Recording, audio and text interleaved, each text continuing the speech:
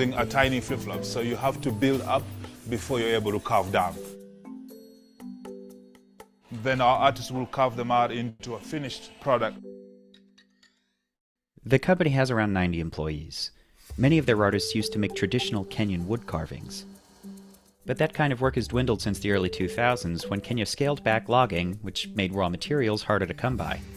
When I used to do woodworking, I never thought of destruction of environment. These artists say working with a softer material isn't too different from working with wood. The knives and sanding tools are the same, but you do get fewer splinters. The end product will be a crab. It takes almost 2 hours to complete a piece. For larger pieces, artists repurpose old insulation from shipping containers as a base and cover them with flip-flops. And that's why with the bigger sculptures, you'll notice that they have a contour look, while with the smaller ones, there's a stripy look. Nearly every part of the process is done by hand, and it can take up to 3 months to complete some of the larger pieces. The only time we use a machinery is when we come here to sand. So after they're done carving with a knife, they'll come here and sit down and use these sanding machines to smoothen the sculptures.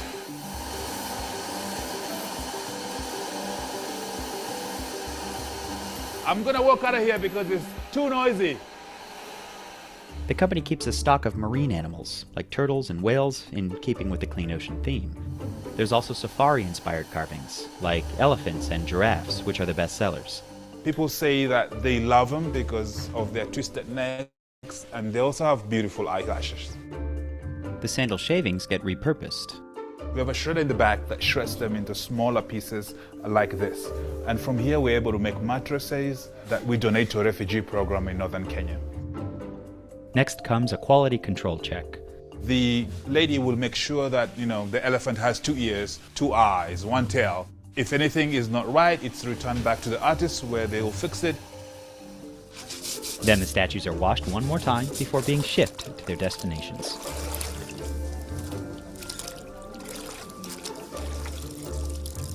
The plastic and rubber often used in flip-flops poses a unique danger to marine life. They actually target plastic, thinking that is food. The smaller fish, having ingested plastic, tends to be buoyant in that they are not able to dive down into the ocean because of that light material in their stomach.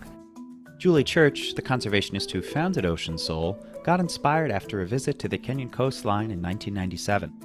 She noticed that a lot of kids were making toys out of discarded flip-flops, and from there she got an idea that she could actually replicate the same model.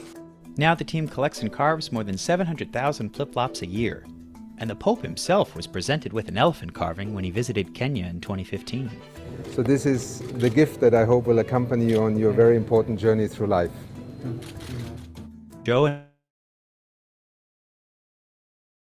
Okay, good evening, each and everyone.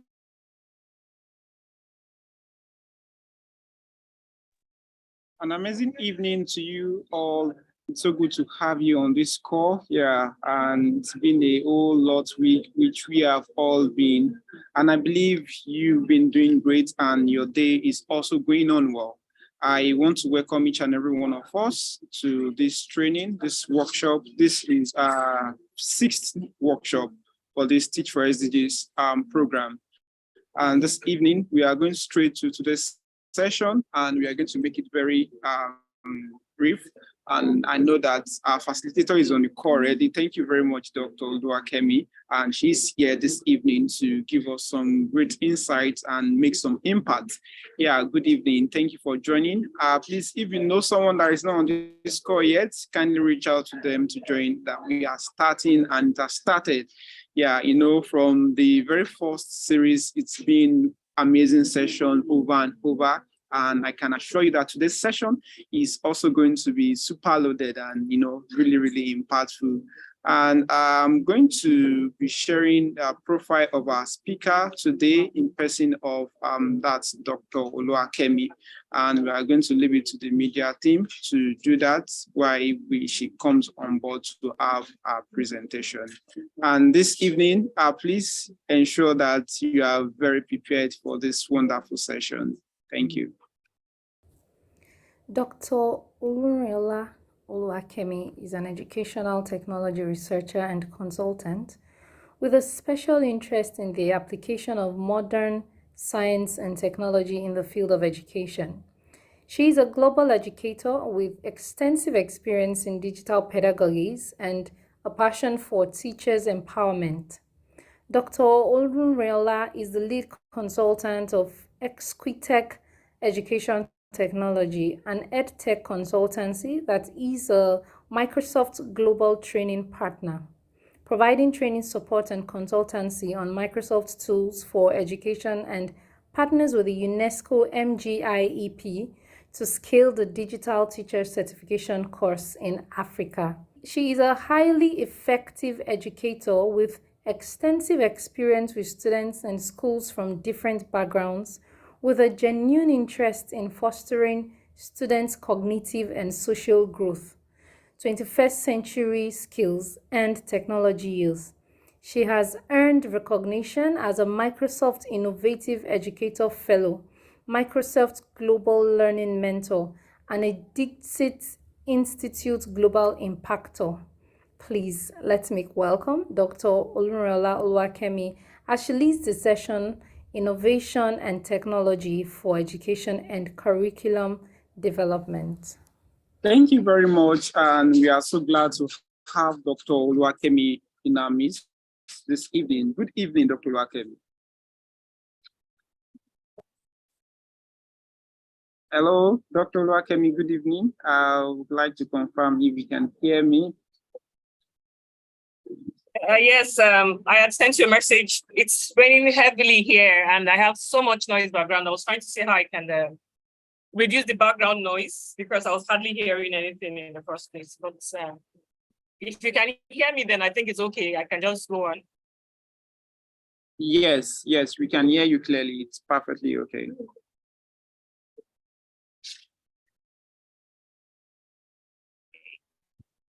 All right, good evening, everyone.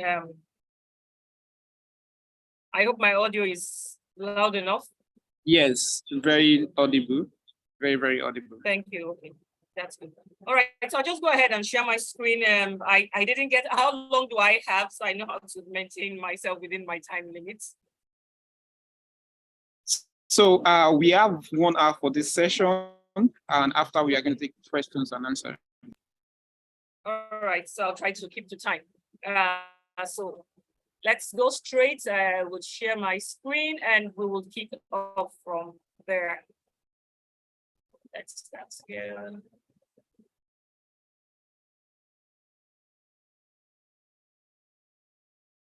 Oh, sorry about that. Let's go. So this evening we are looking at innovation and technology for education and curriculum development.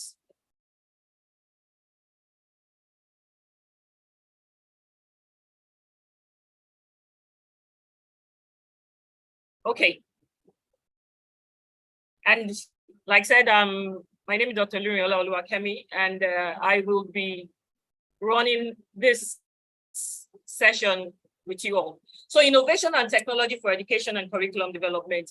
And we're educators in the house. This is, so why should we consider innovation and technology where education and curriculum development is concerned? And that's what we'll be looking at, why, the why and the how. And if you would all agree with me, there has been a drastic change in the dispensations that we are in. We've gone from the mechanized production era, where people discovered the power of steam and how the manufacturing and production industry were changed because of steam engines and the train and all that. And then we moved on from that mechanized production era to where we now were able to mass produce things because electricity came to be. We now had assembly lines. We now had different telegraphs and all that, micro machine tools and all. And during that era, there was that mass production boom. It became an industrial period and all that. And we've seen the world keeps evolving. We moved away from that mass production, assembly lines and all that. And we began to have smaller computing devices that made our production industry or our industries a bit differentiated. We had the automated production, and because we had computer advances, we had programming machines, and less people were needed for the assembly lines. With some things things changing, and then we went on to the this recent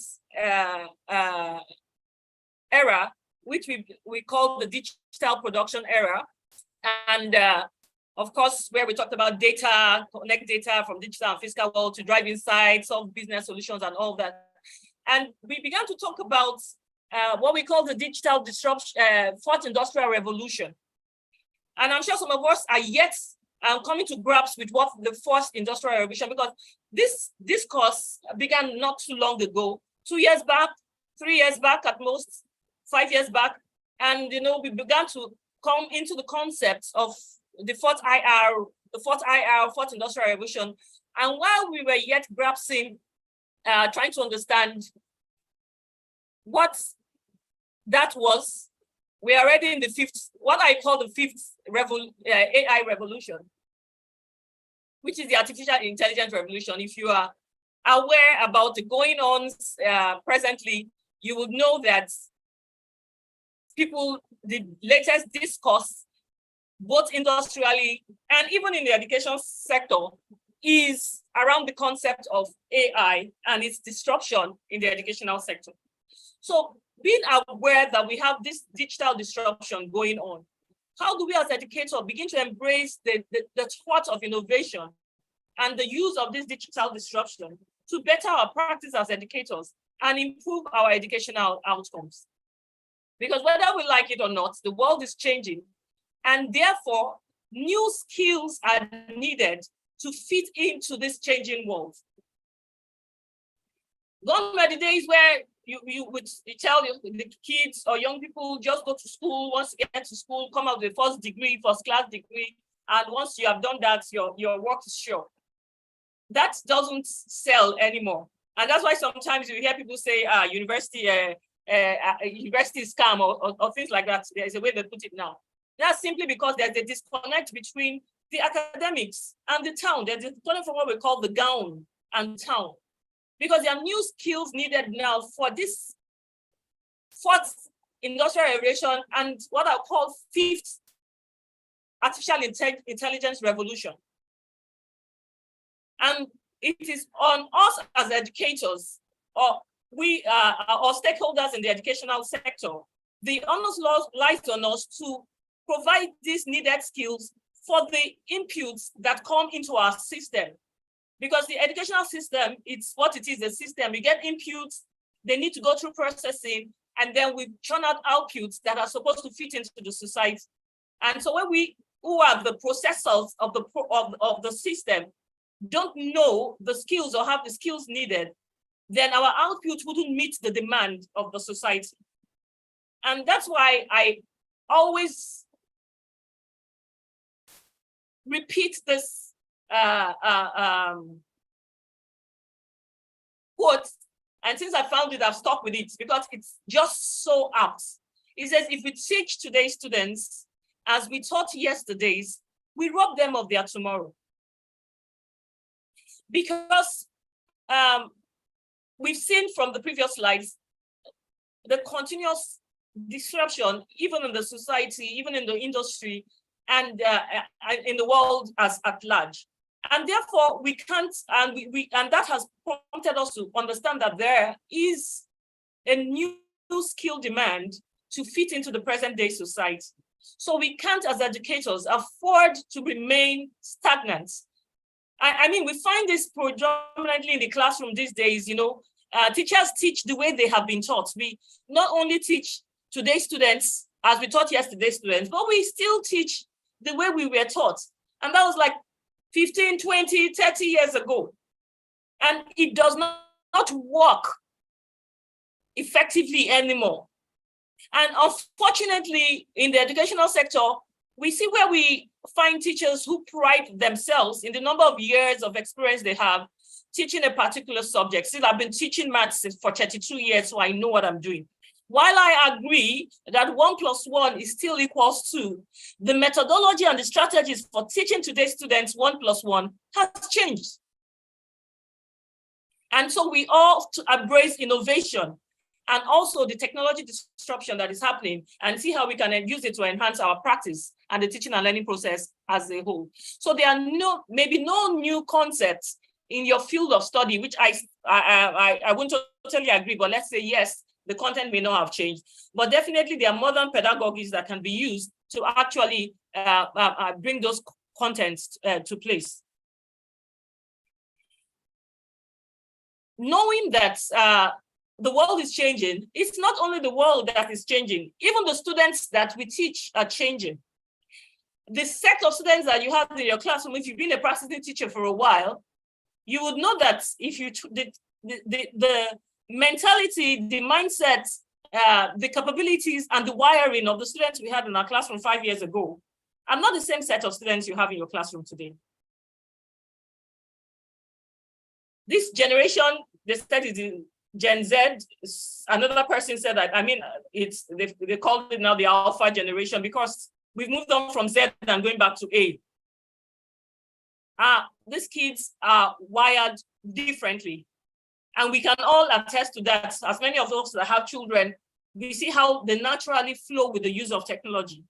You just drop a device, and before you know it, they're manipulating things and even showing you things. You who have been using the device for a long while may not even have known that there are some things that you could accomplish. And these kids just flow into it easily, know where to go. Like when they were in the belly, they had some tutorial classes about technology use. And so we need to recognize that they are wired differently. Not only are they wired differently, so it comes first and foremost understanding that the students in your classroom are wired differently, so you cannot afford to teach them like you taught yesterday's. Not talk about how you were taught. Secondly, their environment is different. The things that call for their attention, the things that they engage with, were not at the same level when you were learning. They're not the things that we're calling for your attention then. And we see students are engaged, they're distracted, bombarded with more engaging distractions. Their games, the TikTok and all that, those are more engaging discussion. And we want to teach the way we were taught. And we say that our students don't focus. And simply because they find the classrooms not as engaging as the distractions that are outside there.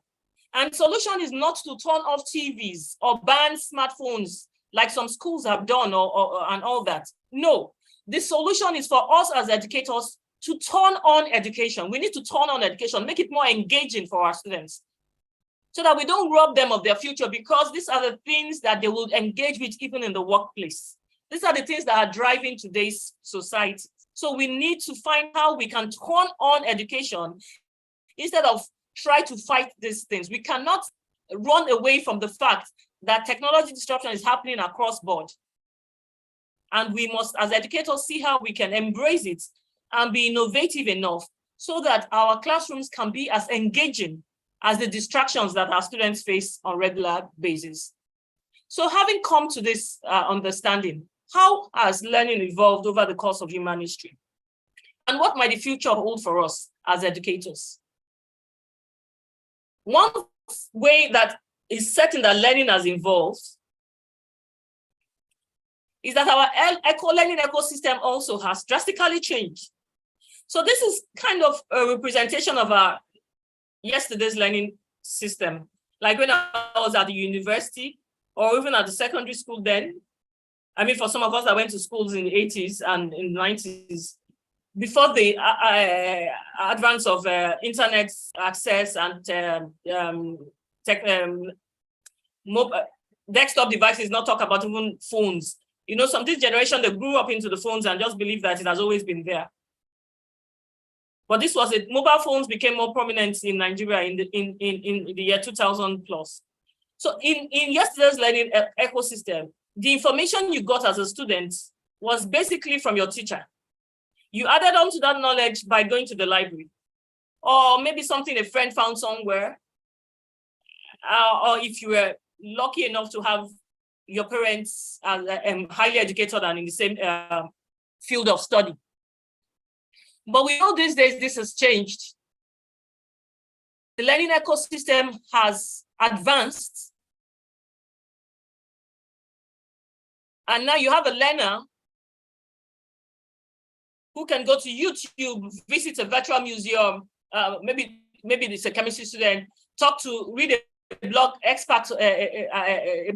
by an expert, even connect with an immediate message with a scientist concerning her concerns, be in a community in Facebook that is basically a community of practice, which is focused on just that same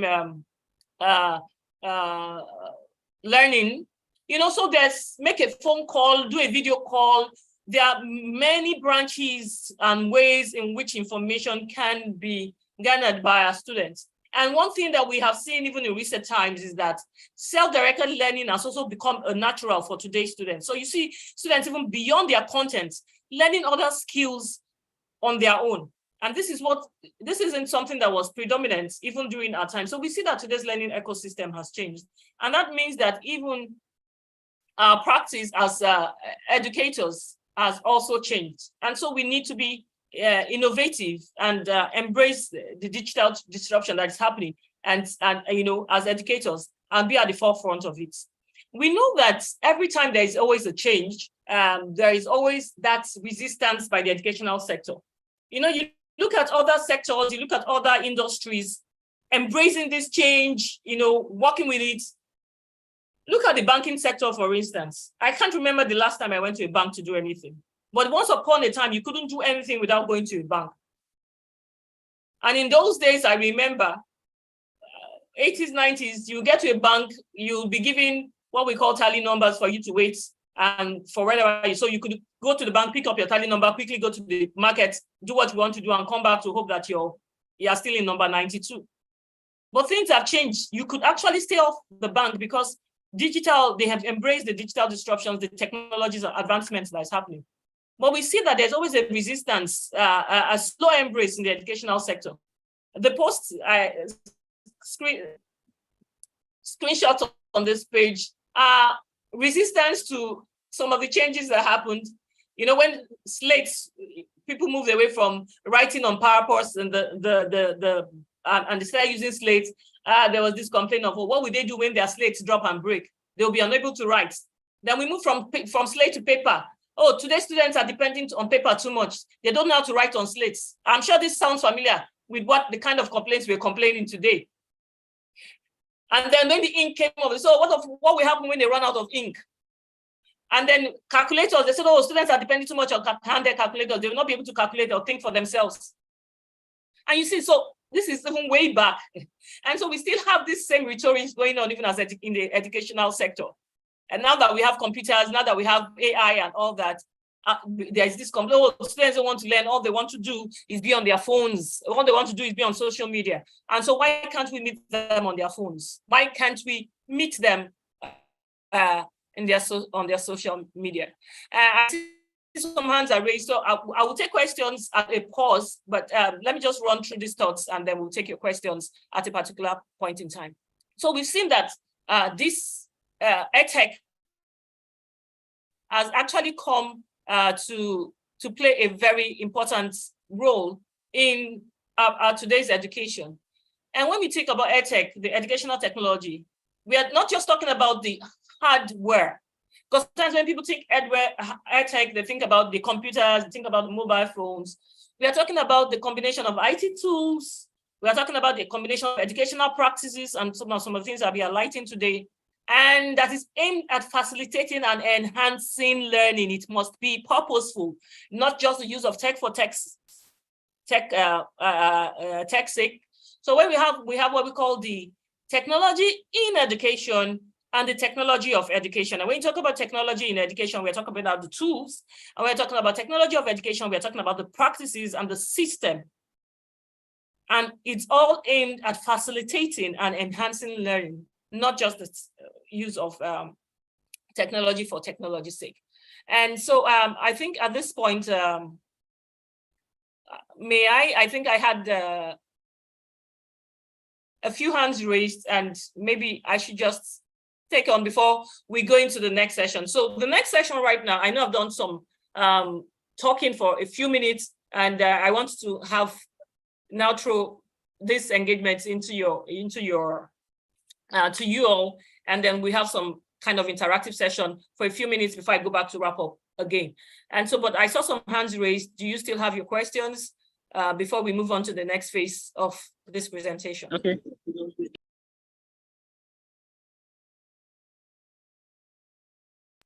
Okay, should you want to ask a question, please, you can just raise your hand. And while we I saw some hands raised earlier on. So if they still have that, or you know, I could go in to continue on. And then we'll address questions at the end, if that's okay. Okay, anyone that wants to ask a question, please raise your hand before she moves to the next session. Okay, so I would assume that, okay, I have one hand here. Okay, Abolade Kazim. And okay, Asudlai. Sorry, apologies if I mispronounce your name. You can unmute your mic and ask your question.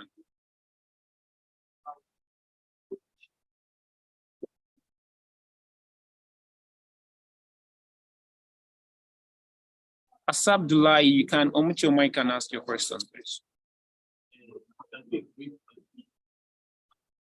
Or Sulaiman, if you are there. Sulaiman, you can unmute your mic and ask your question.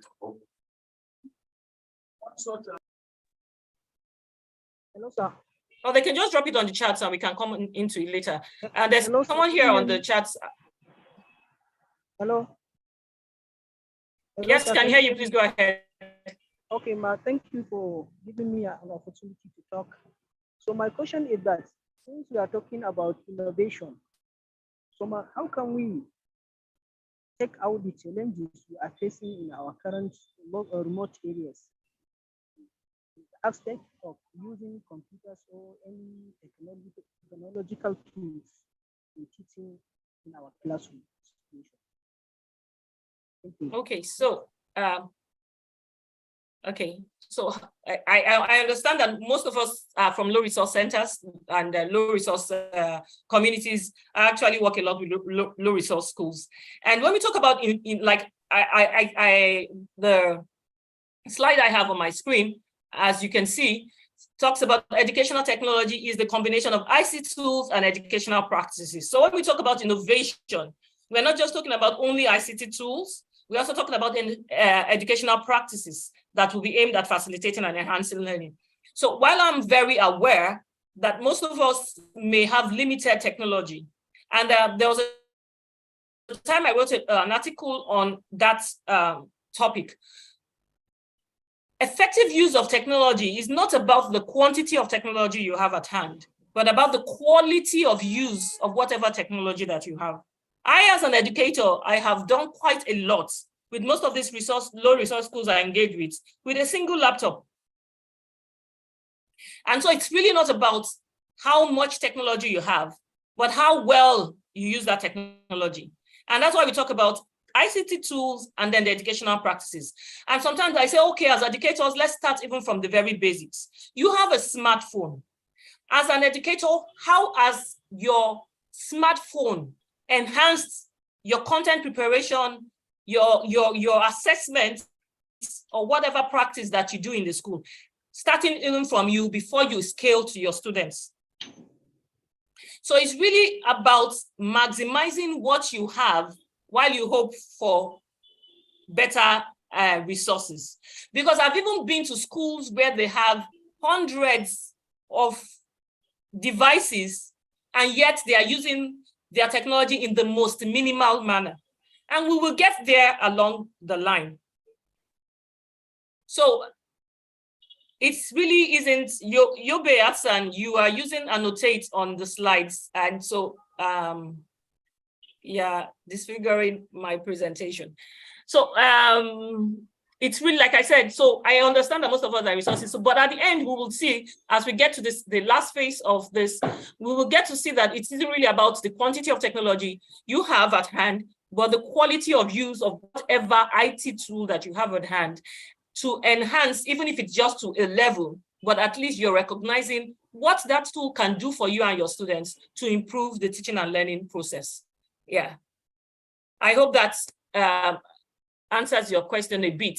I think I'll just take one more, so for time's sake, and see how I can quickly run up with this so that we can have more time for discussion at the end of. So just keep your questions, and we definitely will get through to them. So let me just take one more question. Okay, can we take Abolade from Osun State? You can unmute your mic and ask your question, Abolade. Yeah, good afternoon. Good afternoon. My name is Abolade from Osun State. My question actually is in line with what somebody has earlier raised, but I just want to add that in Osun State, we have schools across Osun State. Some schools are in a very rural area where we don't even have good network, and some of us are posted there. So even if we want to do some things like that in the school, the network would just not allow us. What can we do? Yes, so like I said, it's really, there are many other options. For instance, there are applications that you can use offline, and it will still at least do something different and help your students differently. So let me give you, there are some, for instance, we have some simulations that you could download. So maybe when you go where you have internet access, you download those simulations. I will mention it along the line, and then you can use it offline. Okay. So you have those kind of tools. Even your basic Office suits, your Microsoft Office suits, how have you used it to enhance your practice? So while we look for the big bang, while we look for the juicy fruits, what of the low-hanging fruits where innovation and technology use is concerned? Have we looked at those areas, and have we begun to see how we can maximize those assets the best as it is? So for those kind of situations, I actually recommend what I call no or low tech innovations, or no or low internet access innovation. So maybe when I go somewhere for a few minutes or for an hour, I have internet access, I do all I want to do and then have it downloaded as a offline solution. And then I use it in my classroom where there is no internet connectivity. Okay. At least at a level, I am supplementing my teaching. We will get that, we'll get there. So let's quickly move on so that I don't take too much time on this. We will still get to the question and answer. And I think by the time I'm done, your questions may have been answered. And for those that may still have answers, there'll be time for it. So let's move on to the next phase. So I'm going to a section now where I need your responses as teachers. I'm just going to be asking some general questions, and I will want us to get on our chat and respond there, and then we will walk along this phase. I think about 4 or 5 questions to go, and we will walk along this phase together. So please, I need your participation in this next phase. So the first question is,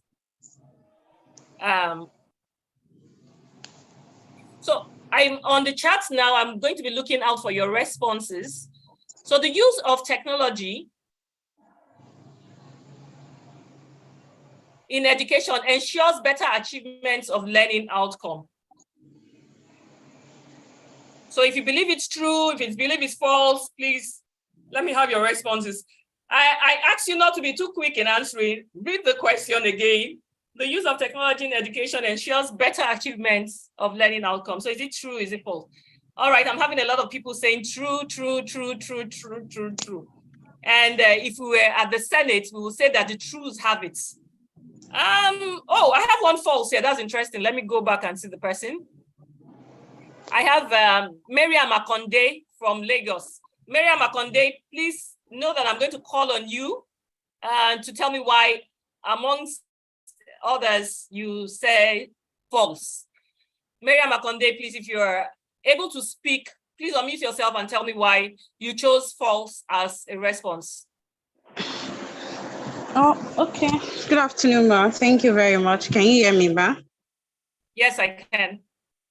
Okay, why I chose FOSS is because I use technology very well in my classroom.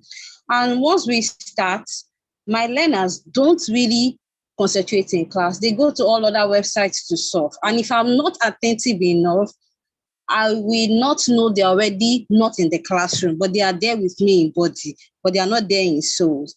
They are already surfing through the internet to do all other things that concerns them. So most times, we don't know how to restrict them from surfing the internet and still being in class. Some even download their videos, their movies that they want to watch in the classroom. And so if you are not smart enough, you will not know that's what they are doing. But you throw a question and they said, oh, I didn't get that. Oh, I'm not, and excuse me, miss, can you go back again? That is when you know they are not in the classroom. It's not as if technology is not good, but basically, I'm not sure it really gives us the outcome we want in the classroom. Thank you, ma.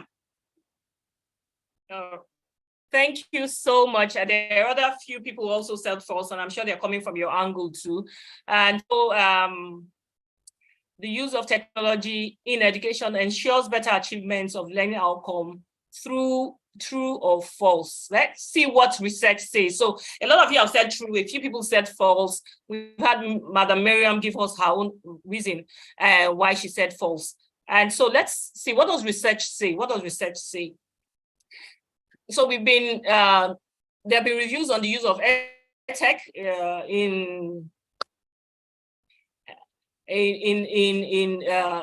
the classroom, and we've seen where people suggest, oh, just have more technology in the classroom and it will help.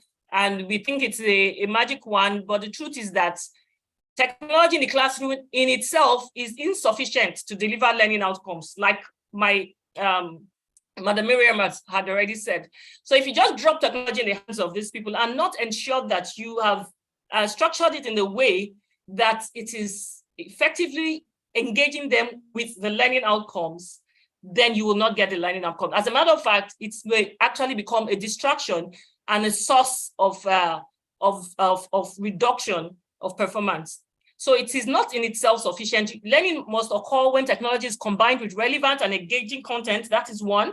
It must be well-articulated instructional model, effective teaching presence, learner support, and an enabling learning environment. There are many factors that lead to technology integration actually influencing positively the learning outcomes.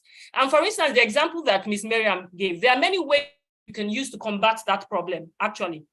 Because we have what we call the triple E, which is enhancing, engaging, and extending. And those are frameworks that has to do with technology integration, but there's so much we can say in this short period. And one of the things that we've come to realize as in the educational technology field is that we have what we call false engagements. So when you see a child with a device and the child is scrolling and touching, doesn't mean the child is actually engaged with the objectives of that learning. And that's what Madam just shared and there are ways that you can actually ensure that that happens. But let's just go on. So we see that as many of us have said yes, it's actually true that tech can enhance learning outcomes, but cannot do that on its own. It's just like a very good car can take me from one destination to the other. But if I am a bad driver, I may not get to my destination.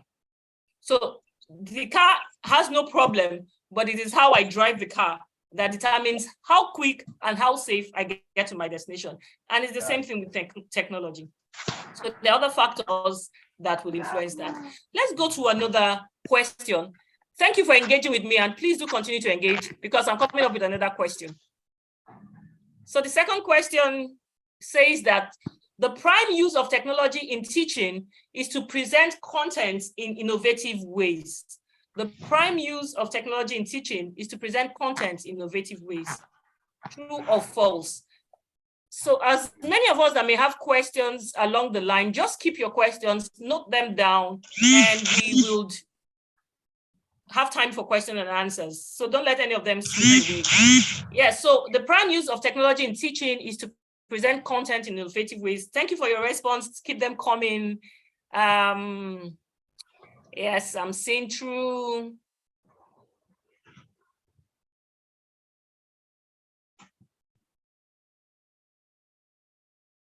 Okay, I think I saw one false here. Okay, I have Emmanuel from Cameroon. Yeah, the first false I've seen so far. I think I'm going to call on you to tell me why. Okay, I'm seeing another false from Umar Farouk from Kaduna. So any of you who are the first respondents of false, please unmute and tell me why you chose false. Hello. Hello. Yeah, can you hear me? Yes, I can. Okay. When we say the prime use of technology, it's like the fundamental use. That is the basic reason why we use technology in teaching. And saying that it is to present content in an innovative way, I don't think it's actually true. Because for me, the prime reason is, first of all, to captivate the learners. You see, like presenting them with something they are used to in their environment. So it brings them, first of all, to a learning platform. And then from then, we can now present content. So for me, the prime use is to get the learners captivated and ready to learn. Thank you. Thank you so much for your response. So we have the truths have a majority of the vote. And so if we were in the Senate, we will say the truths have it. Well, let's see what research also says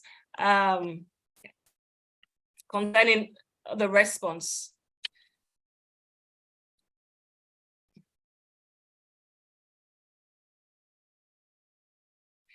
So besides, I love the last speaker because he caught on the concept, the word there, prime. And when we say the prime use, that's what it means, like the most important use or the major use of technology is to present content. That is just one nitty-bitty area where technology is concerned. And you see, sometimes when I go to schools and say, oh, we're content, we're, what do they say now?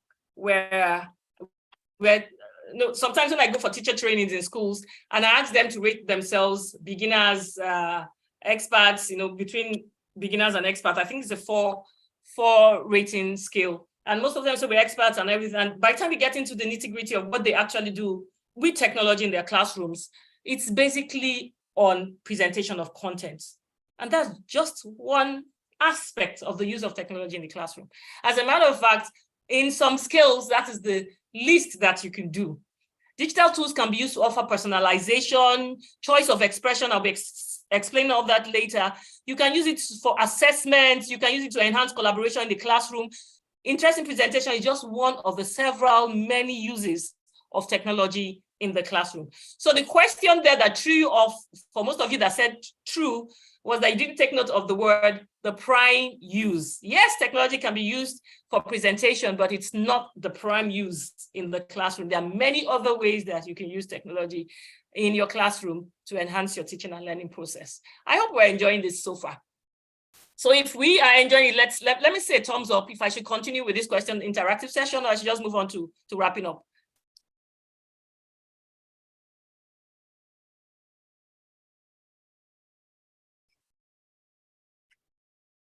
Okay, I think we have a few more questions and then let's,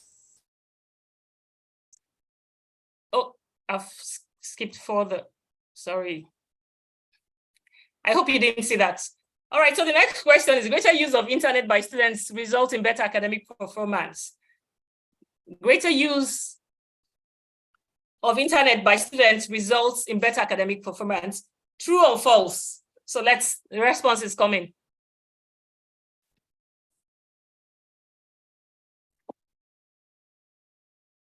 All right, thank you so much. So let's see, your response is coming. Greater use of internet by students results in better academic performance. What do you think? Is that true? Okay, now I see that we are beginning to wake up. I'm seeing like a divided house here. We're having false and truths. More false. So I think the false are beginning to have it now. Yeah, a few people said true.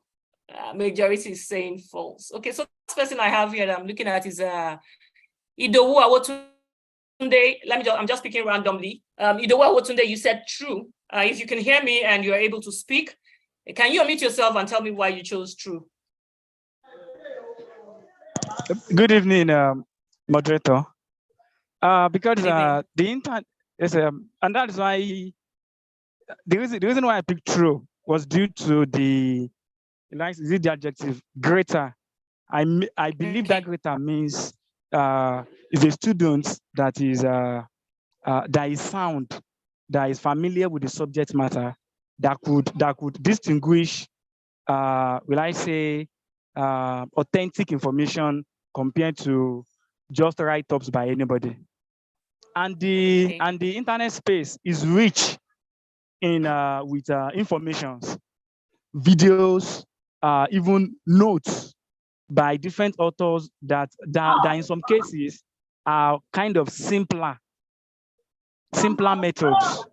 So with my own experience is true, but it all depends on the person that is using it.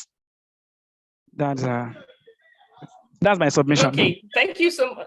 Thank you very much for your submission. So I see that in this particular question, we had very divided house, a lot of false. We have the truths, and then we have those that says it depends, not always, you know, and so it's a, for them it's a comme ci comme ça. It's either way. And some says, well, the word greater. So greater here, greater use means you're using it much more, a lot. So that's what it means. And so let's see what, I've seen your opinions.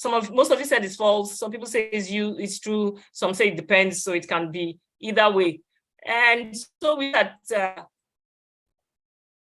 Kubi in 2011 says a heavy internet is highly correlated with highly correlated with poor academic performance. And Fun and Chen, when they do theirs, found out that surfing the internet for course materials has a positive net effect on the intellectual development of their students. So we see the two sides of a coin where the use of internet is concerned. So it reveals both positive, and so everybody is correct. It can be true, it can be false, and like some other people have said, it depends on its use, it depends on the context and well. So teachers and students need to practice the skills to navigate their online life with greater awareness and competency. And so it's not just about using the internet. It's really about what you are doing there.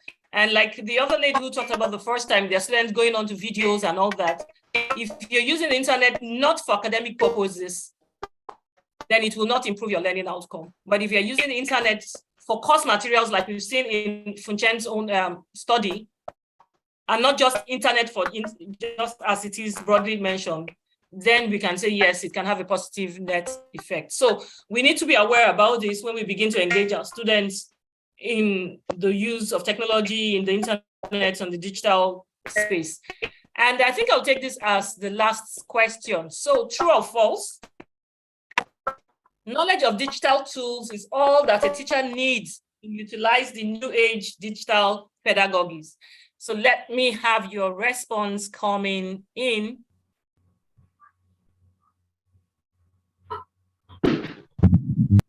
Wow, Nathaniel, that was fast and very, very, very absolute. All right. Yeah.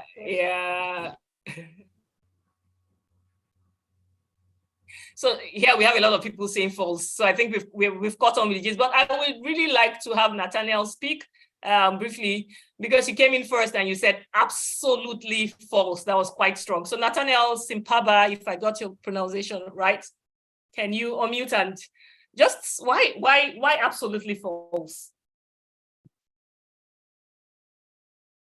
Aware of a digital tool is not enough. You have to know how to effectively use it, depending on the context and the learner. So it's not enough to just be aware of the tool. You also need to go beyond that and make it contextual, know how to use it, when to use it. So yeah, that's from my understanding of your presentation. Yeah, okay, thank you very much. Yeah, so basically that's really what it is. Yes, you need to have a knowledge about the tools to even use them, but it isn't about the tools. And so we've seen where technical skills alone is not enough. And so people like us who really are in the digital pedagogy space, and that's one we're trying to bridge, because sometimes when you have this trainers come to teach, train teachers on ICT use, there's so much focus on the tool and not on the pedagogy. And if you don't know how to actually use that tool to improve your learning, your teaching and the learning process, then you have not effectively used it. So I may be great at making PowerPoint presentations, but how do I use that in the classroom? How does that help me to teach whatever subject I'm using to teach and all that? So it's not just about that ICT skills, it's more about knowledge of the pedagogy. And there's a framework that so Mikra put and they call it the TPAC, and you talk about technology, pedagogical content knowledge, which talks about not only having the content knowledge or the pedagogical knowledge, but you also need technical knowledge, and how the three intercept, how they interplay to actually enhance effective use of these digital tools in the classroom. So, and there are other frameworks also that you could access as a teacher that helps you use digital tools rather, technology in the classroom. So to fully utilize digital technology to enhance your teaching, you must use technology purposefully. And when we're talking about it, we're not just presenting content, but also to enhance engagement. How do you ensure your students are engaged and not just passively listening to your presentation? That's why I say presenting content is just like one way, and one of the least things you could do with technology. Giving choice, and support to your learners. We look at that a little bit in depth, not really in depth, but we'll touch on that. Because I can see my time is fast running. You need to explore possibilities of teaching with different kinds of tools. So there's no one size fits all, and there's no one tool that is a magic tool. It depends on the topic, depends on the subject, depends on the topic, it depends on the strategy you want to use, the methodology you want to use in class. All that will determine the kind of tool that you will be using. And then you also need to learn skills. You need to improve your skills. Can we please mute those who the mics are on?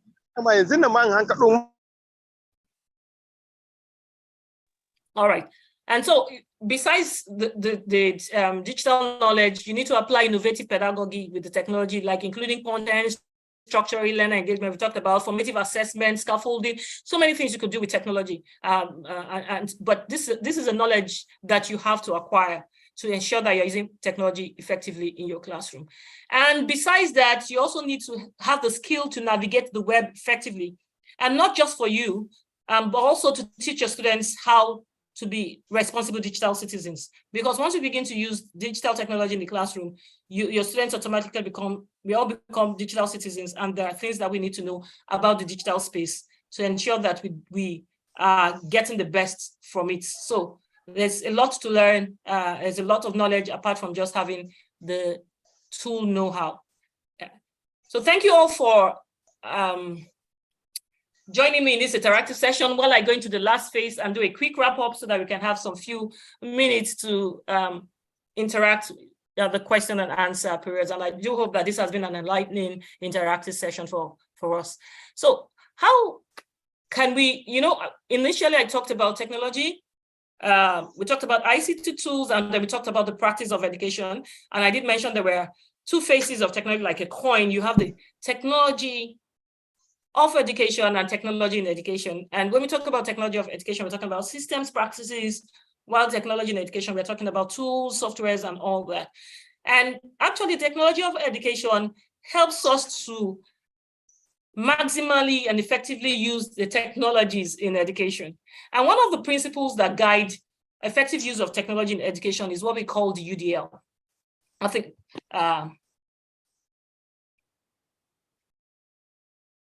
UDL.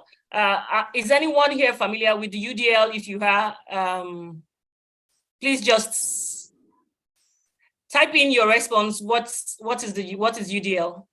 If you're familiar with this concept, so I'm waiting to see someone. Has any of us come around this principle? Yes, I've seen my answer. So universal design for learning. Thank you, Thank you, thank you. So I have some, Mr. Vincent, Mr. Chinedu, thank you for your response. So yes, UDL is Universal Design for Learning. And UDL is a concept that was borrowed from actually the engineering and architecture field. And so let me give you a scenario so you understand when we move on. So for instance, I'm sitting on a chair while I'm doing this presentation, and people who designed this chair I'm sitting on didn't just design it for somebody my weight and my height. They thought about quite a number of people who may need to use this chair, different heights. So the chair I'm sitting on, actually, you can adjust the height. It's those kind of adjustable chairs. And so they thought about the heights, they thought about the weight, they talked about ease of movement, they talked about everything that a person sitting on a chair, especially in an office, might want the chair to serve. And not just think that, oh, the average height of somebody is maybe 5 feet 4 inches, and just design, or the average age is 60 kg, and just design the chair for that height and that width. They thought about the variability of weights, the variability of heights, the variability of context of use while they were designing this chair.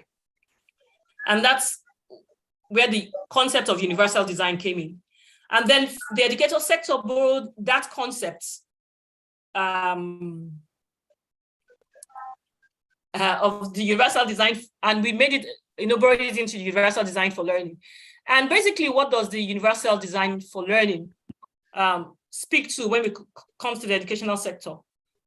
Is a design of learning that is universally applicable, just like the way the chairs that you sit in cars or your airplanes, they've thought about almost every size of person, and at least you should find some form of comfort in using that chair. And so in the learning space, we are acknowledging the fact that all learners are different. And if I ask you, for time's sake, I may not go into that, to ask you the various ways your learners in your class are different, you will tell me things like their background, you tell me things like their level of speed of processing information, their IQ and all that. Even if they're all of the same age, they vary. So we know that all learners are different. So this is established as it is, and the fact. But then we also know that having come to the understanding that all learners are different, we know that one method, can we please mute those who are behind? Facilitator, please. So we know that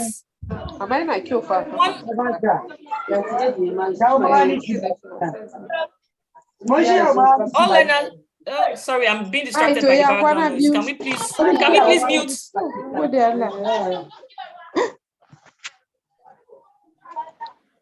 All right.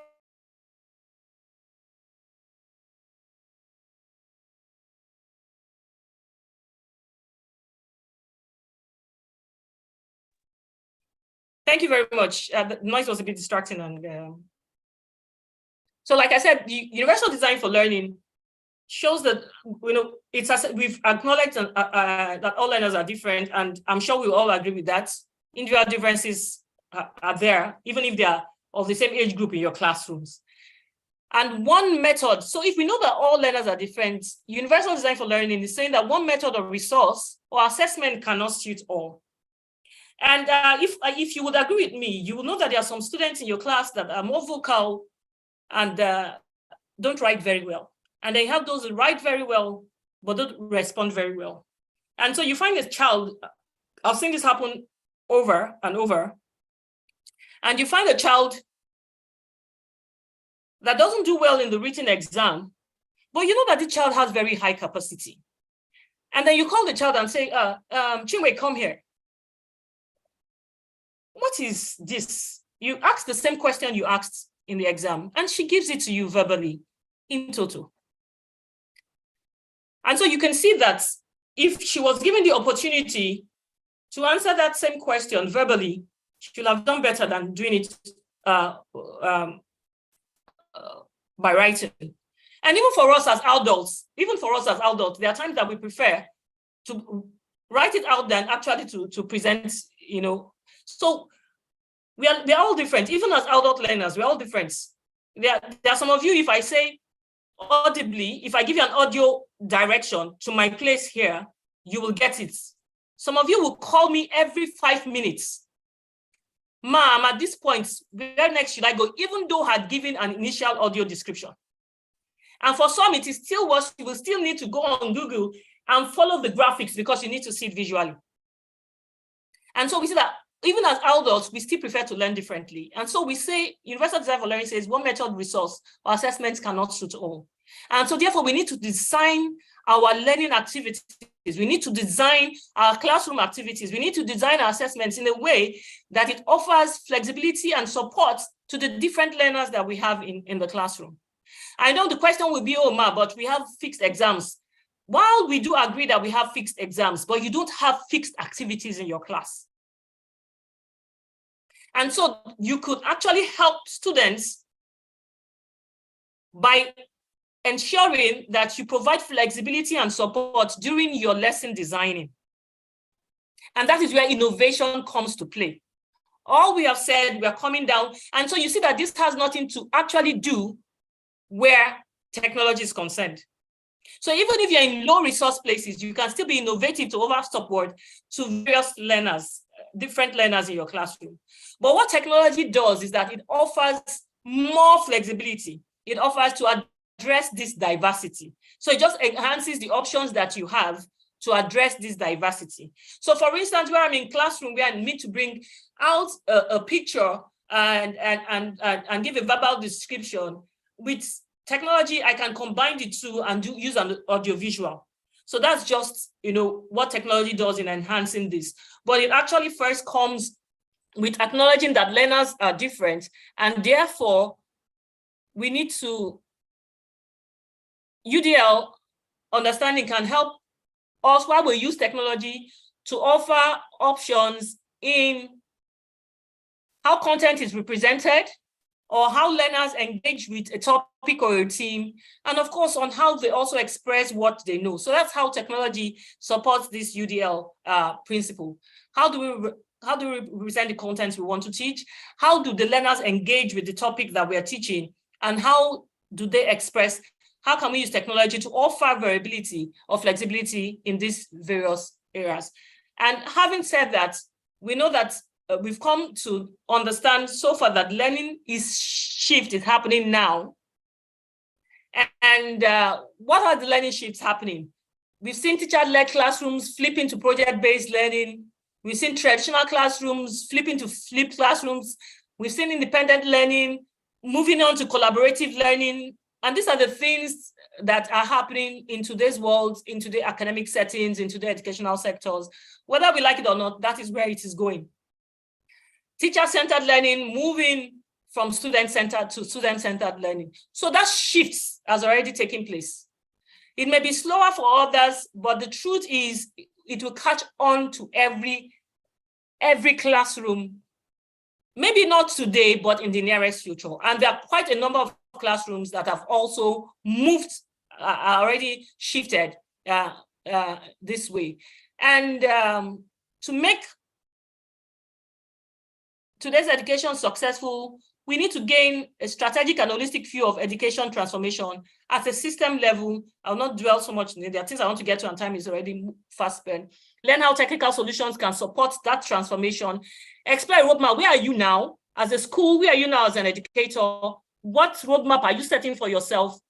And how will you get there? So it's important to also have a roadmap and draft that digital transformation plan so that you can know where you are, what you need to, and what you need to get to where you need to get to.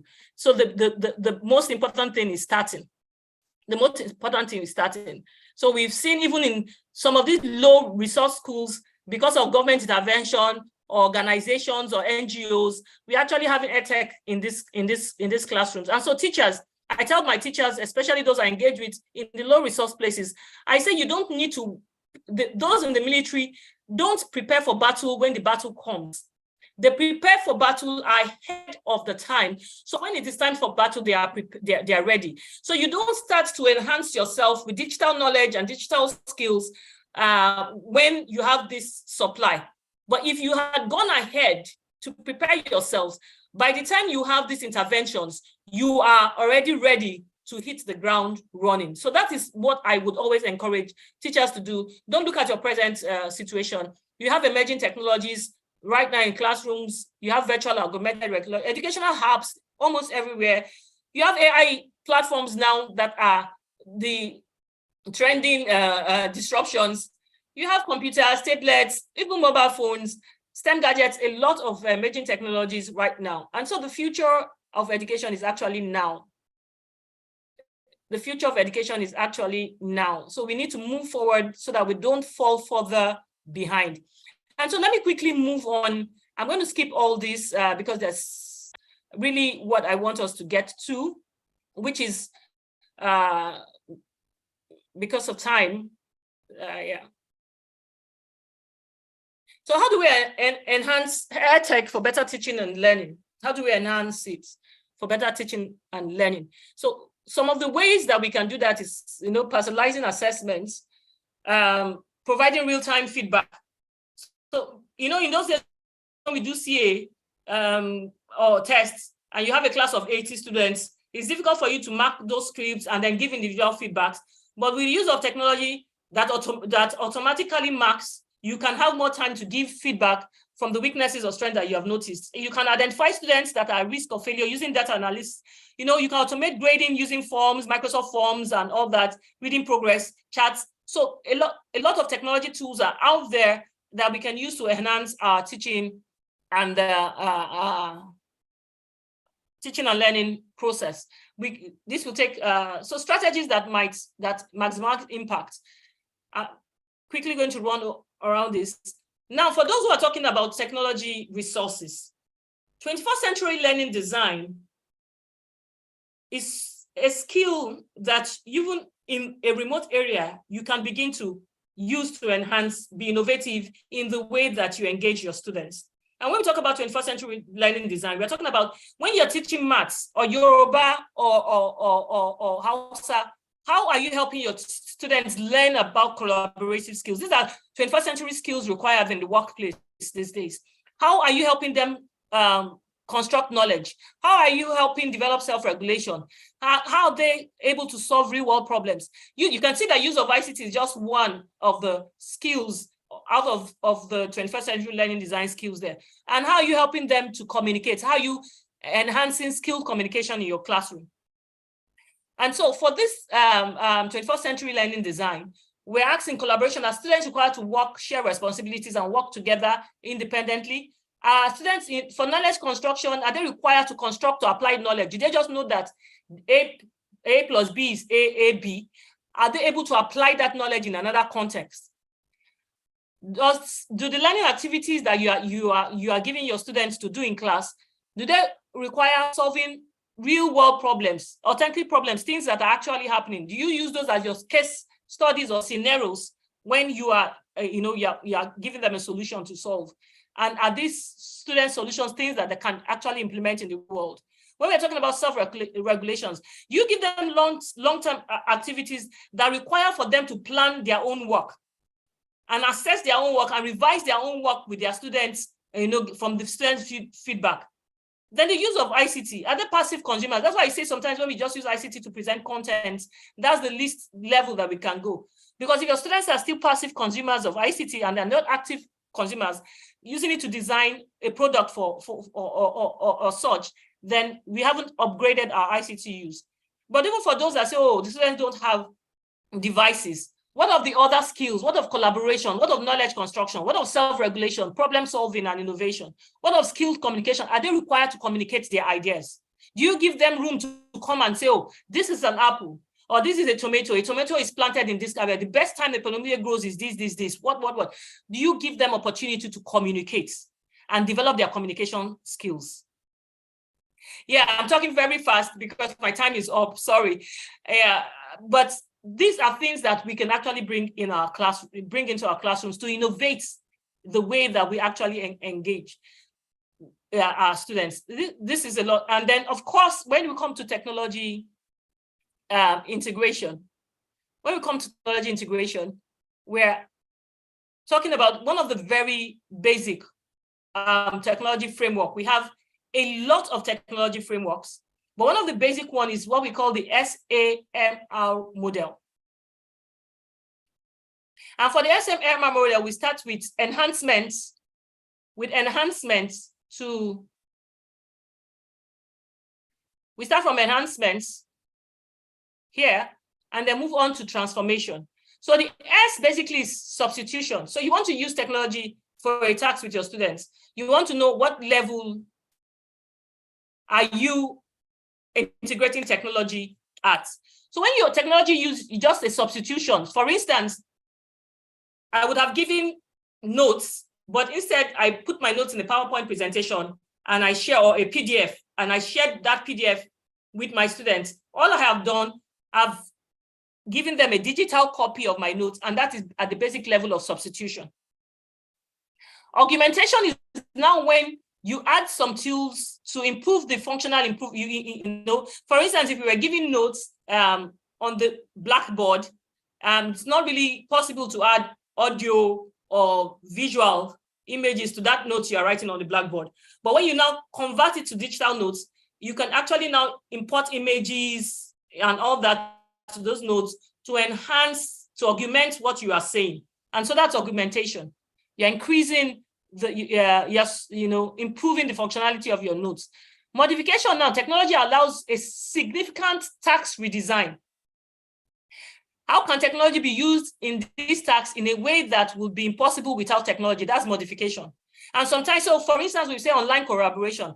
For instance, your Word documents, you share the link and you've divided the different topics, and you have your students all working together on the same document, collaborating to build up an essay, to write up an essay and all that, or design a particular thing. In the PowerPoint, you could share that link and it becomes a collaborative space.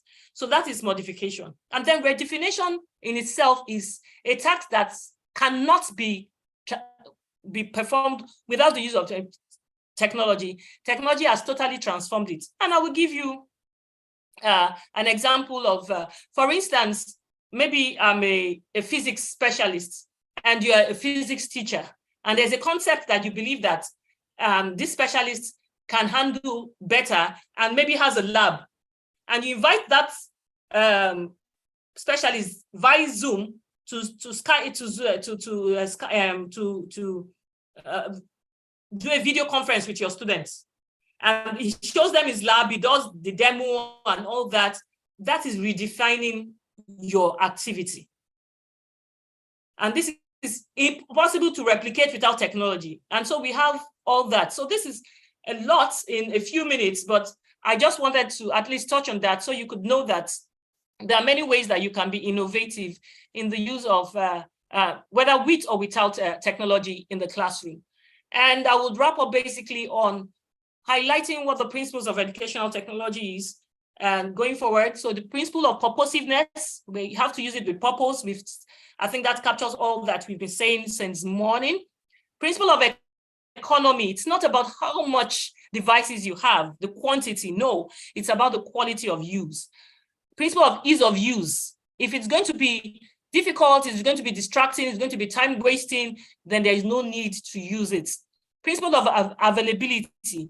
So if you don't have internet access, you need to go for an application that is heavily dependent on internet use. You look for those that you can download and use offline. So accessibility is also, availability is also very key. Simplicity. How well are you using the basic that you have before you go on layering on the higher tech applications? So simplicity, stimulation, it has to be an activity that engages, that stimulates learning. And of course, self-preparation as a teacher, you should be on top of it. You should have gone through the apps, use the technology, and know what the students' experience may be, and be on top of it to assist them all the way. So thank you so much. I know this has been a lot in the future. I just try to keep to my 1 hour. I'm 5 minutes beyond time. Apologies. But thank you so much for having me. And I think I'll be ending my presentation here.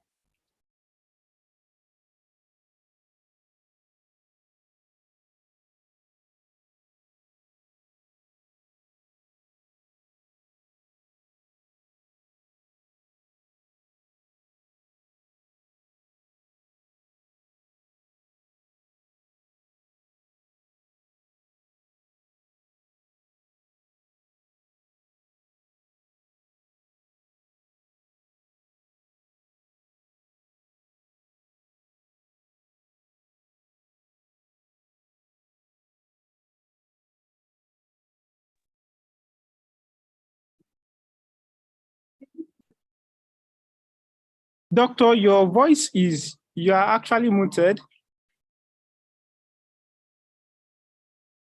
Okay. Yeah, I said I hope we still have some time for question and answer, because I think I must have taken like 5 minutes, 6 minutes into my hour. No. It's fine. It's fine. But I just want to ensure that you are running the session all through. I don't want to come in. Yeah, thank you for keeping to time. Okay. We sincerely appreciate. I want to say that this has been an insightful session indeed, and we really appreciate the knowledge which you've shared with us this evening. For those of us that are on YouTube, please, you can use the comment section to ask your question, and she's going to be responding to it. And those of us on Zoom, you can also raise your hand while you use the comment section to ask your question. Okay, so we have hands raised, and okay, we can. I think I'll just call you. Okay, Doctor, we have more hands raised, so I will suggest we take them 3-3 while you note their questions. Okay. Then you explain to the questions. So okay. Can we? All right. Yusufu from Uganda, you can unmute your mic. While Richard from Ekiti is also prepared to ask his or her question. Yusufu, you can unmute your mic while you ask your question. Thank you so much, Doctor, for sharing. It has been really an engaging session that I've really enjoyed so much. Straight to the question, at some point, maybe I beg for your pardon, and then you give me a difference between educational technology and education and technology for education. I didn't get that point very well. And then the other thing, I understand your conversation was into a classroom, but then I want you to paint for us some picture. How can I, as a teacher, benefit from AI outside the classroom? Because I understand because you were running short of time, you skipped some slides about AI, but then my question is, how can I, as a teacher, benefit from AI outside the classroom? Thank you so much. All right. Okay. Thank you for that question. Then we are going to take the next person. Can we have Richard from Ekiti? Kindly unmute your mic and ask your question, Richard. Good evening, everyone. Good evening, everyone. And thank you, Doctor, for a wonderful section. This will actually be my second time since I'm retaking the training, and I think I still had this this section very enlightening. My question is simple. For many teachers who are grappling with how to integrate technology into teaching, because I've come across a lot of people who have the interest now, but the question is what and how, using the little phones they have and from where they are, the network issues. Will it be possible if you could share with us a portfolio of some of those simple technology most of these rural teachers can integrate into their teaching activities, so that they too can benefit from some sense of integrating technology into teaching? Thank you. Okay.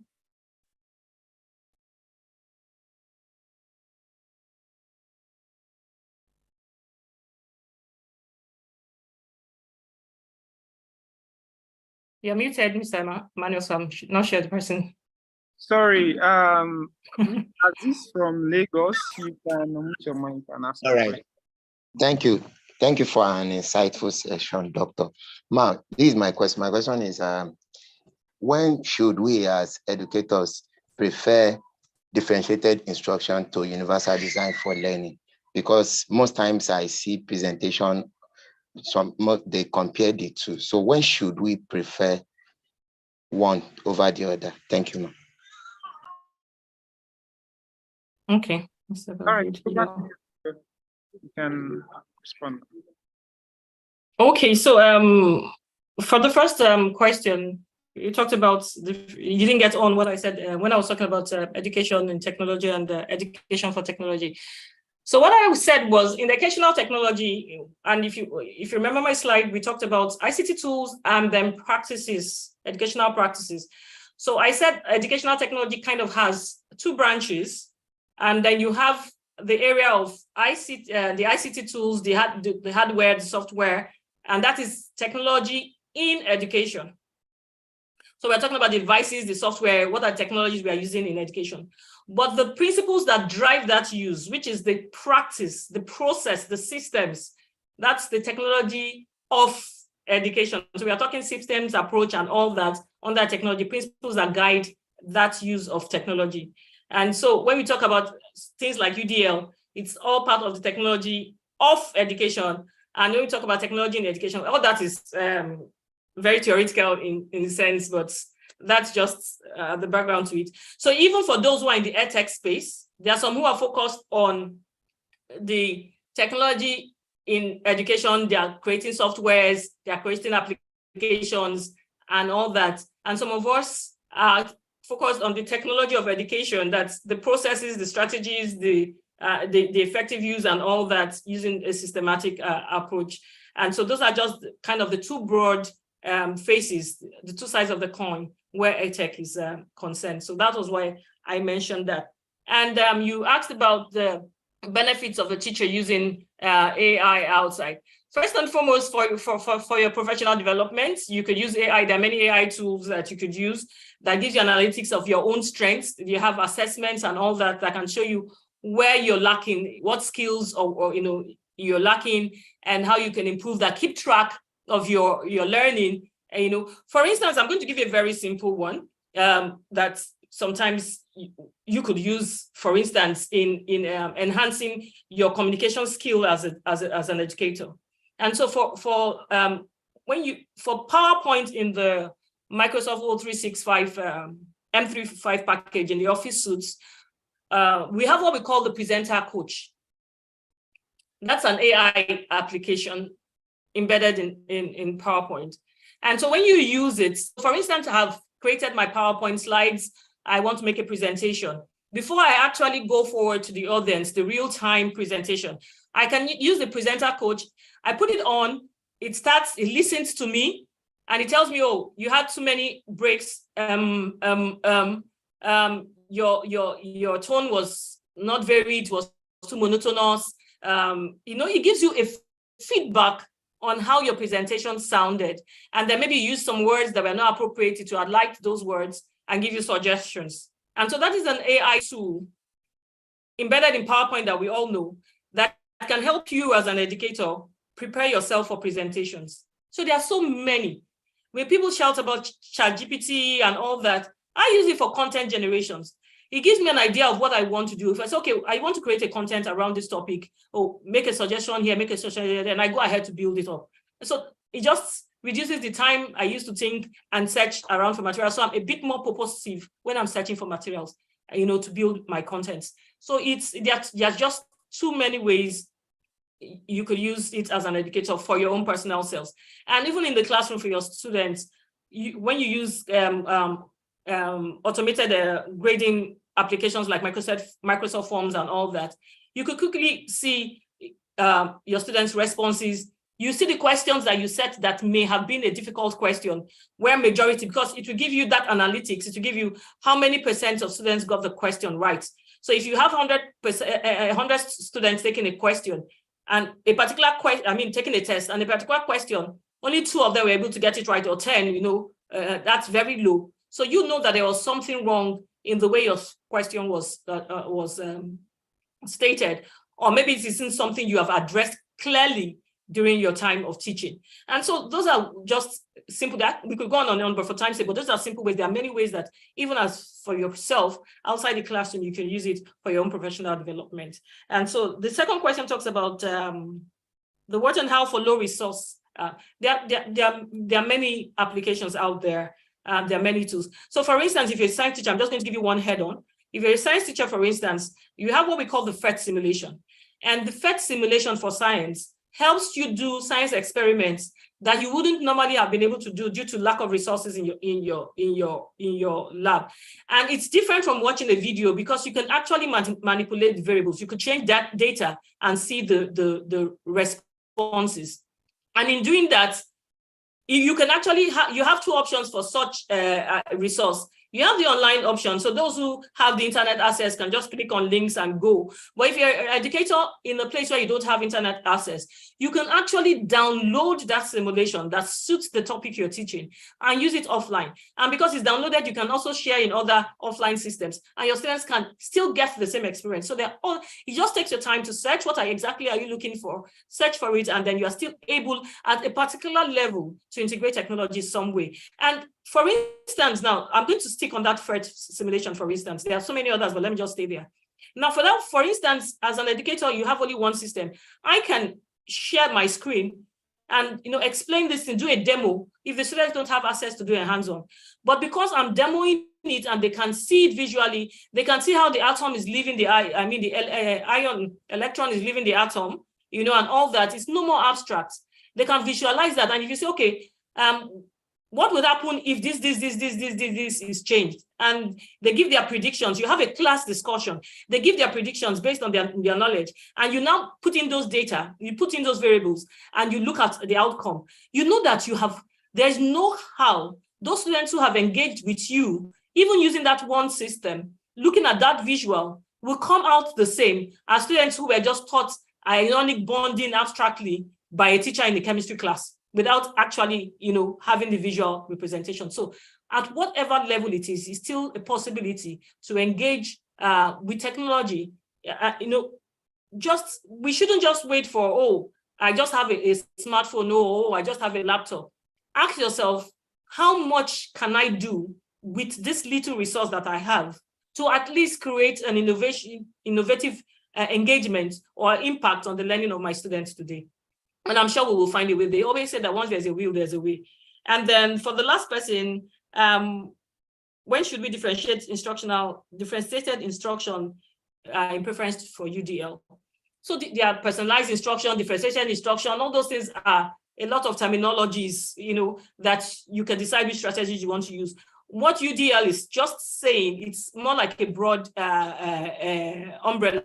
You say first and foremost, recognize that your students are different. So whether you want to use personalized learning, you want to use differentiated learning, you want to use another kind of strategy, whatever strategy that is going to enhance, you're going to use to address the variability of the students, the characteristics of students in your classroom, please do. But it's just saying, UDL is saying your students are different. Identify that. And then when you're designing your lessons, when you're designing your classroom activities, how can you design with that knowledge behind, having that knowledge behind you that you need to address, give room for all this other variable, address this variability in your classroom. So those who are fast learners don't go ahead of those who are slow learners, those who are visual and auditory, the different learning styles. So those who are from a academic background, who may have had exposure to these things, are not way ahead of those who may be coming from behind. So you just have all that in mind and plan your design. So basically, differentiated instruction is just one aspect of many strategies that you could use to address the variability in your classroom. So I think I've touched on those questions so far. So we have many hands raised. Thank you very much. Yes, you've attended to those questions. To our YouTube participants, please use the comment section to drop your question. We are going to attend and pick it up from there. And those of us that are on Zoom and YouTube, the tracking and evaluation form has been shared. Please ensure you fill it before you leave the workshop today. So I would like to call on Aisa Mohammed. You can unmute your mic and ask your question, Aisa.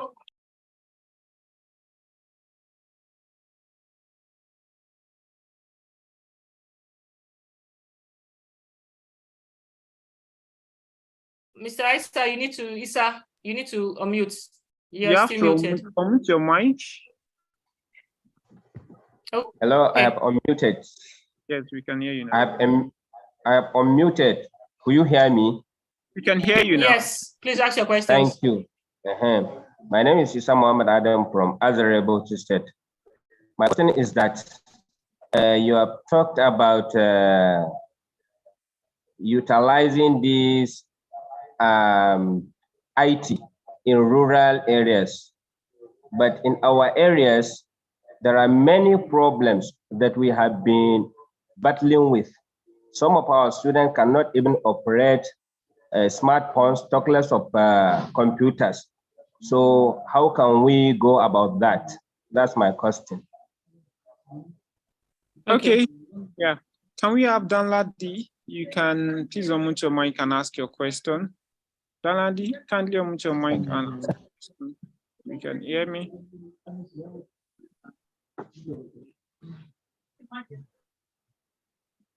Okay.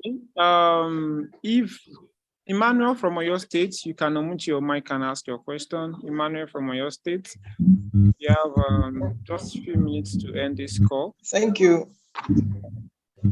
Thank you very much. Thank you, ma'am, for this presentation. I appreciate the fact that you told us more about the usefulness of technology and even in education.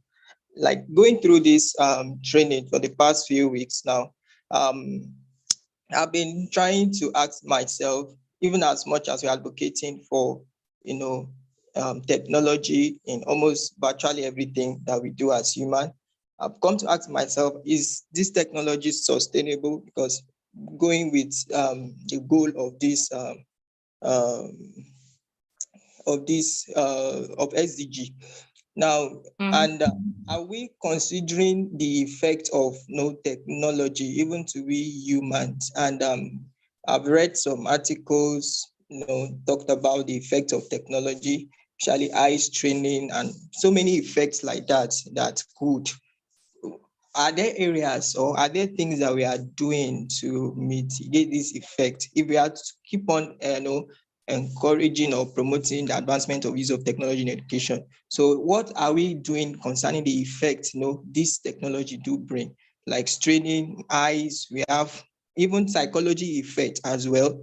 If we stare at screen, colored screen, and then most of these gadgets or device, they emit radiations, which could be killing cells gradually. So regarding to our health, so what are we doing to that aspect?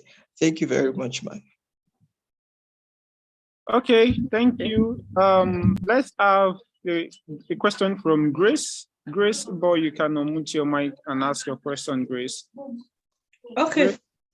Thank you very much, sir. I just want to share. I have a school and how I'm doing it at a very low cost. I'm very grateful for today's session. So I just have one projector in my school and a laptop. So what I do, like the school year is going to start, for instance, we'll collect all the contents that look like abstract in nature that we want the students to read and feel, to watch and feel, either from YouTube and other ways that are very practical. Then we'll put them on a system. And then we do like cinema show in our school hall. So we can gather all an arm of school, of the classrooms that have something to do like with photosynthesis, like all the students offering biology in like 1 hour, then they sit in the school hall and then we project the process, and then the students go back with assignments and are happy. Actually, I don't see disadvantage in technology. I see that it makes life easier and it makes the teachers' work more easy. So with just a laptop and a projector, we are able to do all of the magic. Thank you.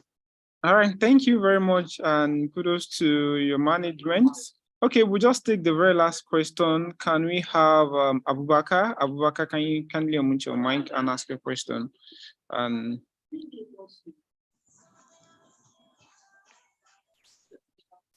Hello? Yes, we can hear you, Abubakar. Yes. Okay, my name is Abubakar Sadiq. I'm from Borno State, Maiduguri, the capital of city of Borno State. My question is, but right now in our area, we are suffering for, that we are suffering this kind of insurgency problem in our area. Most of our children are not able to go to school, participate in the school, and even though most of the schools are closed. But when this program is open, how can we going to roll this program to impart knowledge to those people who are living in home? But the problem is that what this I think Grace said, most of our people are not going to operate the even smart tool unless until they can operate this thing, this thing, whatever, how am I call it? So can you just go straight to your question? What exactly is the question you want our facilitator to address? What exactly is your question? The I question think I have is, an idea of what he's talking about. the question is, please, we want you people to send most of the this thing, the manual, reading manual that we can read it and know how we can impart that kind of this in the knowledge that we acquire from you to our people now. Okay, so let me quickly run through. Issa talked about utilization of ICT in rural areas. Now, let me tell you something that I believe that whether north or south, I think where these students are disadvantaged is only in the area of access. I've been to a very rural area where you would not think, I'm sure that if I talked with teachers in that place, they would give me the same response. We went there for an outreach to give out clothing and all that with an NGO.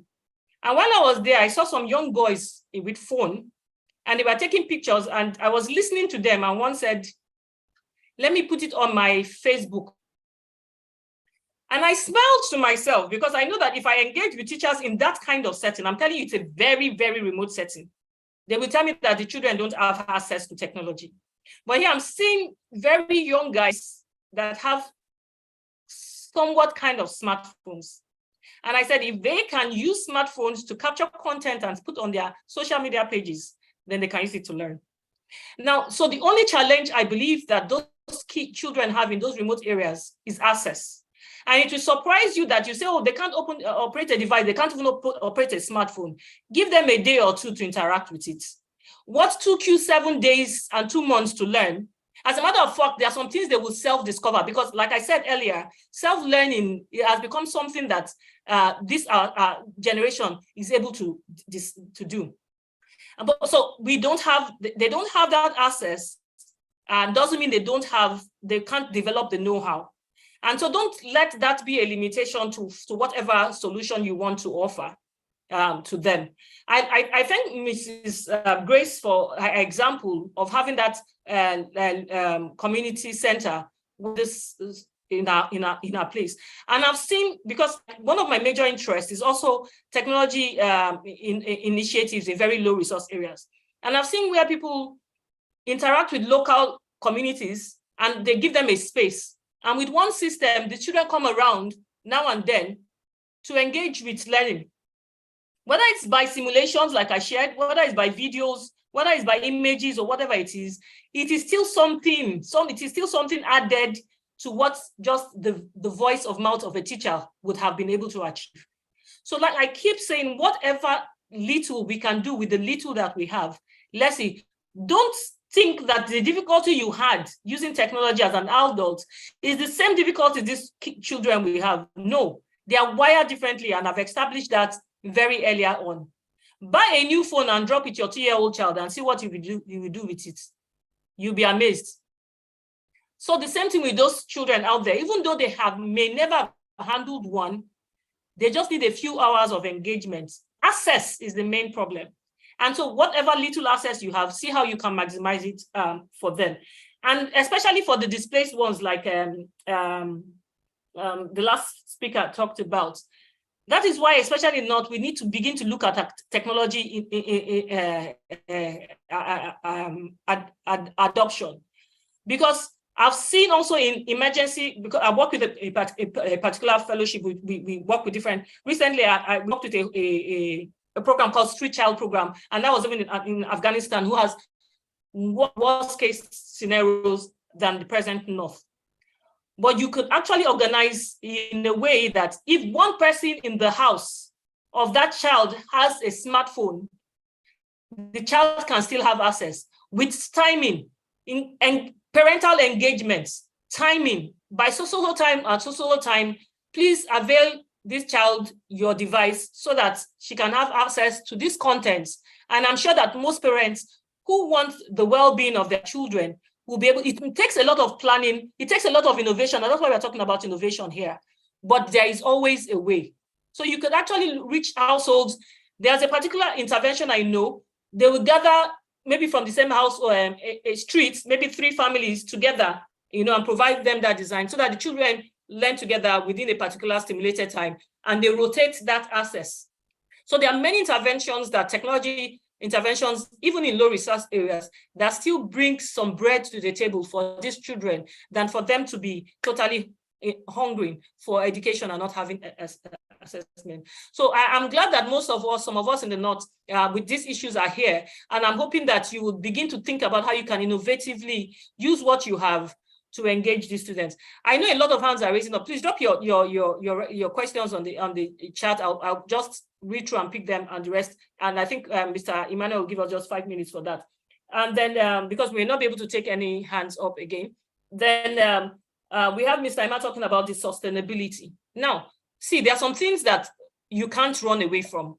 And I boldly say this, technology disruption is going nowhere. It's going nowhere. Instead, people are looking for how to mitigate against the negative effects. And so that is why you have screen guards, screen savers, and refractive lenses, screen shields to reduce all the rays. And then when it comes to eyes and all that, even like I said, when we talked about the skills and knowledge needed as an educator, where technology integration is, we talked about digital citizenship, we talked about skills, navigation skills and all that. And digital citizenship includes things like digital ethics. What kind of things are you supposed to be doing when you're online? Media balance. You need to have a balance between your online and offline. And so even as educators, technology is not a magic wand. You don't always have to be in front of a device. While in your planning, just like Madam Grace has shared, you have the technology time, you also have the offline time. So there must be balance. It is not 24/7 academic engagement on the device. And so whether we like it or not, we can't put our heads in the sand like the ostrich and wish that this technology thing will just pass away. It's not passing away. Even very soon, even the most rural areas will have to deal with technology. We've seen it in every aspect of our life, from every sector, from industry to marketing, to law, to medicine, to I don't know the sector that technology disruption has not affected. And we are the educational sectors who are producing the outputs that are going into those other sectors. And if we refuse to prepare our students to be able to engage with those sectors, then we are doing them a major disservice. And so when we talk about sustainability, technology is here to stay. It's not going anywhere. As a matter of fact, it's evolving. It is evolving. Technology has always been. When we started printing, that was a form of technology. Making books and all that, we moved. And like I said, you saw where I first started, there was always complaint from the educator sector. We now had computers, mini computers, calculators. They say, oh, students will not be able to think by themselves. Nobody's asking you to cram anything now. Information is everywhere. And so technology is evolving. And as we understand this and embrace this and look at how to innovatively use it, then we will not be replaced by technology as educators. But if not, you wake up one morning and you are, as an educator, you're obsolete because you are not on the bus that is moving. You've been left behind. So let us let's be aware of that. So mental health, media balance, everything. You need to also understand and able to help your students also understand both digital ethics and all that comes with using technology, and not just a free flow of technology access as it is. Okay, so I think we, Mr. Emmanuel, what say ye? Okay, I want to check if we have questions online. I mean, on the chats. Okay, how do I make use of just one lap? Okay, you've already answered that. And this has been addressed. That's from, okay, but let me read this question again. How do I make use of just one laptop that I have and still avoid being biased in classroom, bearing in mind that I have limited time to cover all content? So that's a question from Aunt Matthew. He has Okay. posted that question over and over. He wants an answer to Okay. that. So that's the only question we have on the comment. Let me quickly answer that before I wind up. So you have one device. So like I said, technology, you think about, so you plan for use. You know, when I talked about some of the principles, I said purposive. You plan for this use. It's not that, okay, it's here. Okay, since I have technology, how can I bring it in? You plan for its use. So are you going to use it as maybe show a clips that will generate interest in the topic? Or are you going to use it within the topic to explain a concept? Or are you going to use it after the topic to use as a conclusion for the discussion? So depending on what you want to do will depend on what content of that you're using your technology or how you're using your technology in the classroom. And so you have to be very, and it's not like for every class you have to use your technology, your laptop. So just for things that, like Madam Grace has shared, things that may be a bit abstract, and you know that you have contents, visual contents or images that can help your students understand that better, you can share. And now if you're large, your class is so large, you know you have 45 minutes, you can say, okay, I'm going to divide them into a group of 4, and each of them have 5 minutes to engage with that content. And so while this is engaging, somebody is doing something else. So it really requires planning, but it's a possibility. And so for others that have like schools like Madam Grace, another thing, because I've done a presentation before on one computer per classroom, you have timetables that your teachers can book and, you know, rotate so that you could actually bring those devices and it will be suited for that teacher's class. So it's not just a generic engagement. So there can be a timetabling. On Monday, I'm teaching this thing. By this time, can I use the device and the projector? And your students, your teachers can fill in timetabling and they can arrange their content in the way that, okay, if it's not available Tuesday, then I can do it on Wednesday or my next class. But, you know, so there is always a way of technology integration, even in low resource schools. So I hope that answers your question. Okay, I perfectly, it answered the question. And on behalf of the leadership of AIIDEV Africa, we sincerely want to appreciate you, Doctor, for this insightful session. Please, let's show Doctor some love. Let's show her some love on the comment section. Let's just show her some love on the comment section and appreciate her for this wonderful and thought-provoking section which she has led with us. Thank you so much. We sincerely appreciate you, ma, and thank you for always coming through, notwithstanding your very busy schedule. We sincerely appreciate this session and we look forward to having you over and over. Yeah, we still have a huge target to achieve before 2025, which is 100,000 teachers in Africa that want to advance to. So, and we've just covered like 3,000 Cohort 1 and Cohort 2. So, but we know God at our side, and with your support, we definitely achieve this and even beyond. We sincerely appreciate your presence, ma, and we do not take it from. Thank you so much, and we hope you have a wonderful. Thank you for having me, and thank you to the cohort for quite an engaging scenario and your responses. And so you have my name on the screen. You can feel free to search me out. Even if I don't respond today, I will definitely respond someday. But I'm on LinkedIn. I'm on basic social media share, but I may not be very active on some of them every day, but I definitely go there now and then. So you could feel free to connect and do enjoy your sessions. And I hope that you go back with at least one thing or two. And like I said, just to end it here, it isn't all about ICT. So we talked about 21st century skills also. We've talked about collaboration, communication skills and all that. There are ways that you can help your students, even in your classroom, besides just the use of ICT. So we talked about innovation and technology. Thank you very much. Thank you very much, Doctor. We sincerely appreciate this session, and we hope you have a wonderful and restful weekend. Dear educators, we believe it's been a great session this evening, and yeah, definitely you are taking it back to school, you are taking it back to your respective classroom, and tomorrow we are going to be having our final session for this course while we move to the vision phase. And by tomorrow, I'm going to be sharing a detailed information about what the activation phase looks like. I know we are having different curriculums, different calendar across the country. In at least we have over 15 countries on this program as we speak. So definitely we are also considering this. It's very, very important.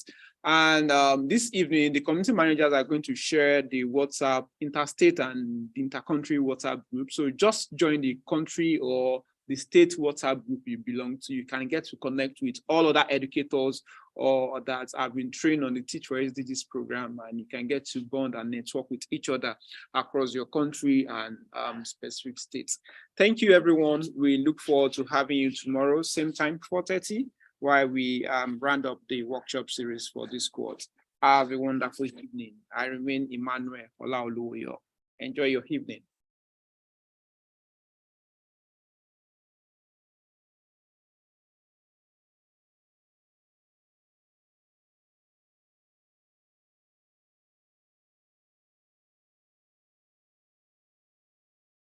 My name is Adejokela Sisi. I'm the founder and creative director of Planet 3R. Planet 3R is a social enterprise that is dedicated to converting textile and plastic waste into eco-friendly products. I realized that many people are already doing things in the environmental sector, but I noticed that they neglect the pure water sachet a lot. And when you look at it, in a day, some people drink like 10 of it in a day, and they just throw it down like that. I now thought of it that how can we complement the existing solution? How can we use it to make sure that this waste is no longer there, at the same time create opportunity from converting those wastes into items? I work at Planet 3R. I'm the head of the weaving department. I came here as a weaver to learn how to weave. Then I was introduced into how to convert this waste into weaving. Mo gbọ́ tí nǹkan inform mi nípa Planet 3R, but wọ́n dẹ̀ inform mi. So èmi yẹn ṣàmùmọ̀ àǹtí Jọkẹ́, but wọ́n mú mi sí Sayọ́pẹ́sà, wọ́n train mi. We've also been able to employ women and girls. Also, we've sensitized the need of having a clean environment to over 6,000 students and communities across Oyo State, Nigeria. The impact she's making, because people see pure water sachet as irrelevant. I'm done with my water, I bought it 20 naira and I've thrown it away.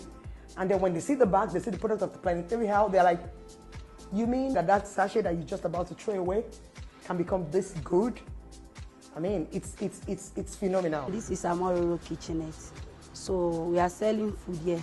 Planet 3R is in our neighborhood here. I dispose the pure water nylon to them every week. We've been trying to do this. We are making sure that nobody is left behind. Even we want to make sure that we catch them young, especially the advocacy part, so that they are conscious of the environment.